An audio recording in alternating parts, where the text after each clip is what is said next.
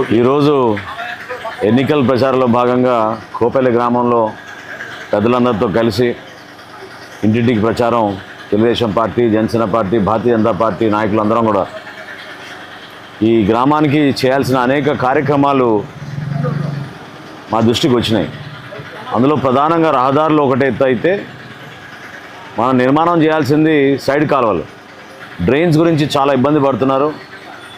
పల్లెల్లో ప్రత్యేకంగా ఎక్కడికక్కడ డ్రైన్స్ ఆగిపోవడం వలన, సరిగ్గా అనుసంధానం చేసుకోలేకపోవడం వలన అక్కడ ఆరోగ్య సమస్యలు కూడా దోమల వలన బాగా ఇబ్బంది పడుతున్నారు. అదేవిధంగా బరియల్ గ్రౌండ్స్ గురించి ప్రస్తావించారు. ఖచ్చితంగా వీళ్ళు జగనన్న కాలనీ నిర్మాణం చేసి 600 ఎకరాలు తీసుకున్నారు, కానీ దాదాపు 70,000 కోట్ల రూపాయలు ఖర్చు పెట్టామని చెప్తున్నారు. వాస్తవంగా ప్రతి గ్రామంలో కూడా పెద్దలతో కూర్చుని మాట్లాడుకొని గ్రామ అవసరాలకి భూమి